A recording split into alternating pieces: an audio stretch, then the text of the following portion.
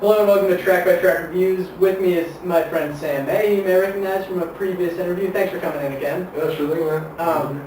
Today we're going to be talking about Shoe Shoe's album, Dear God, I Hate Myself. And let's just go right into it. The first track is called Gray Death, and I have to say this is probably my favorite song on the album. I don't know if it's my favorite song on the album, but it's definitely probably one of the best opening tracks I've heard in a really long time. Like, this album just grabs you by the balls. I mean, it's just like, the second it starts, it's like, holy shit. The lyrics are fucked up, yet they're amazing at the same time. I like the lyrics. I like the lyrics are so great. My favorite lyric is probably, "You're beautiful and I loved you." Yeah. "My little bank robbing boy, you're beautiful and I lost you." I like that. I really like the one, "If you want me to be outrageous, I will be extra outrageous." Yeah. This fits good as an opener because it's really powerful. Yeah. It's really dramatic. And this is just a strong opener. Definitely. You expect me to be outrageous, I will be extra outrageous. You corner of your mouth, you have never like a taste. The next song is called Chocolate Makes You Happy. It's definitely a bit more lighthearted, you can just tell from the title of the song. The lyrics aren't as serious, that's for sure. Well, definitely a really great song. It's the first, what? You tried to drink the track by track mug. No, I did it. It was You fucking tried. Whatever. It's the first song on the album where the 8-bit elements get introduced. Yeah. The percussion is so like all over the place.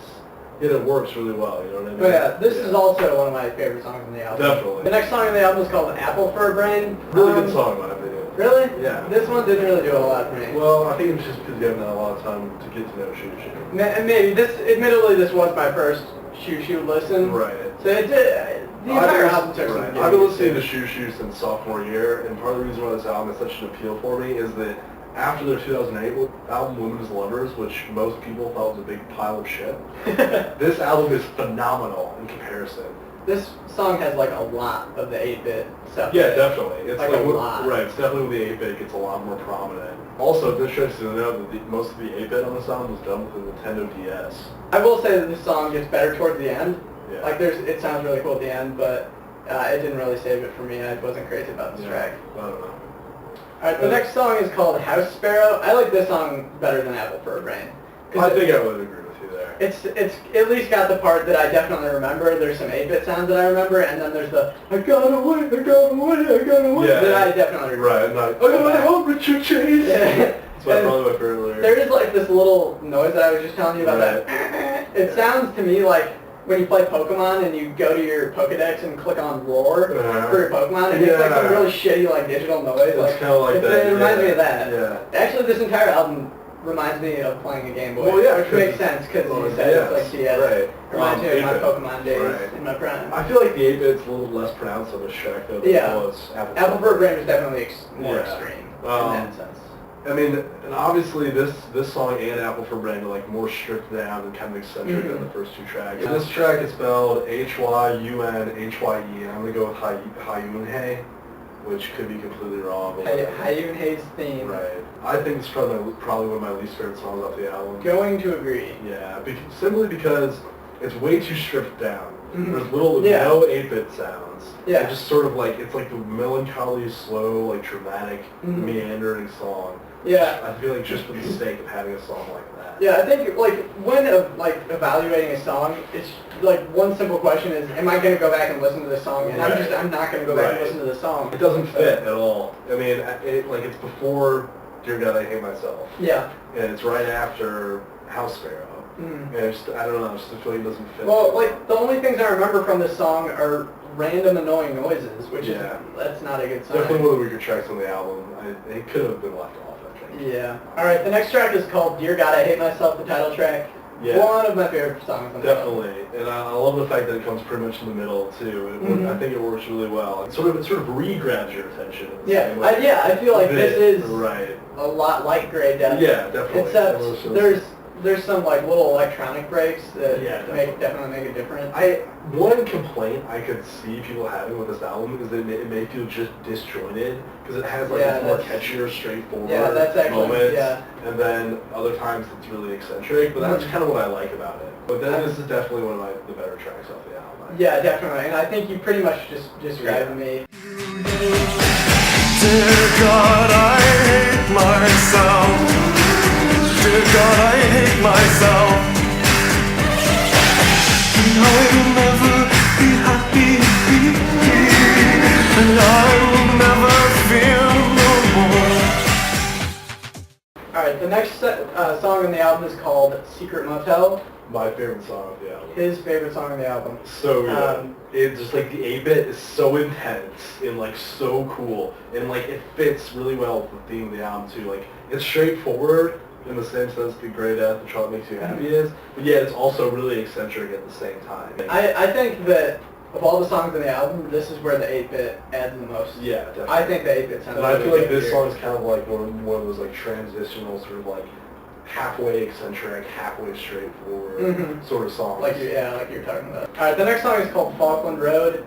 Another one of the songs that's a little slower. Yeah, another one of the weaker not songs. crazy, I like but- it better than How You Dance theme, but Yeah. again, I think it's one of those like kind of eccentric, just to be eccentric type songs that he does a lot sometimes. I don't know what it is. I don't feel like the singing and like his voice goes well with that. Like there's sort of like a xylophone thing and like Yeah. bass guitar. It just doesn't fit. Again, I feel like the flaws of this album is like when there's no 8-bit. The bass is interesting, but it's again sort of like, I feel like this song is kind of like another one of those throw-ins there for like there's hardcore, long-time Shoo fans that have been with them since the beginning. The Fabrizio Palumbo Retaliation. Retaliation. This song starts off with like, I think it has a really cool piano part at the end, like the dun dun dun dun dun dun dun dun dun, and then there's a little 8-bit part that's kind of like it. Right. That sounds really cool. Yeah. What I was going to mention is that I think this song is probably one of the best songs of the album that really blends the 8-bit and the real instruments really well. There is kind of a weird part at the end with the bagpipe. Yeah. Like, and it's like, what the fuck? Like, where did that come from? But it does kind of lead The into choruses the are next really track. good, but the verses are a little odd. I feel like that's a problem with this track. Yeah. Alright, the next song is called Cumberland Gap. And this is actually like a rendition of an old Appalachian folk song. Yeah. From like the early 1920s. Right. I think this is continuing the tradition, at least the tradition they had on their last album, which I mentioned earlier was terrible, but on their last album they covered Under Pressure. Oh, another early 1920s folk song. Well, yeah, but it's a cover. You know what I mean? Yeah. And so I guess like, oh, well, it'd be cool if we did a cover on this song, and I'm glad they picked a better cover. And even though this song does not fit with the theme or style of the album at all. Yeah, it's got a banjo. Excellent cover. I haven't heard the original recording of it, but their rendition of it, I can at least say is great. Even though it doesn't fit with the album, I'm glad it's on there.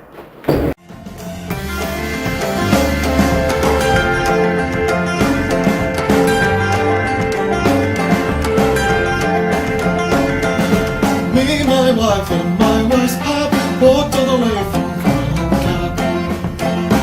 Pretty little girl, if you don't care, I'll leave my... The next song is called This Too Shall Pass Away for Freddie. Who's Freddie? I don't know who it is. Who is Freddie? This is one of the better songs on the album. Really great intro. Really nice and structured. A lot of no, exactly. Like, I feel like some of the songs, they have like all this stuff going on, and sometimes it doesn't work out. I feel like this song, it does work out. The next song on the album is called Impossible Feeling. I think the song does a good job of combining like all the drama and chaos, but it's kind of like too chaotic for me. There's like, the cello sounds cool, and I guess that's probably the most memorable part. Yeah, the show's cool, but again, there's no 8-bit. It's kind of melodramatic, and that's what I think where the album's at its weakest. Personally, I didn't think it was a very good way to close the album. Alright, so that's all the songs on the album. What'd you think of this one? I know you liked it a lot. Well, let me tell you, Shoo Shoo is a really messed up, eccentric, experimental, fucked up, out there band. And I know since this is your first experience with them, and you've only had a couple weeks with this album, I can see, I could understand how it's a little bit jarring for you. So why don't you explain your review, your story first? And then pretty much, I felt like this album was just, a lot of the songs really didn't grab me. There were some nice parts. I like Grey Death a lot. Dear God, I Hate Myself's really good, and I like Cumberland Gap too. But some of the songs, just like some of the parts, there was too much going on. It was too random, and sometimes he's even a little over dramatic for me. Yeah. I'm gonna give this one a 5.5. I wasn't crazy about it. Yeah, okay. Shoosh is a band that takes a lot of going up to. And I think just the fact that this album is such a dramatic, it's like, I've listened to all their albums now, and this is their best. And to me, that's saying a lot. And just the 8-bit and the way they blend it together, and just, I don't know, for some reason this album, like when I heard it, it just really struck me as something really excellent. I'm rating this significantly higher than you, and I'm going to give it an 8.5.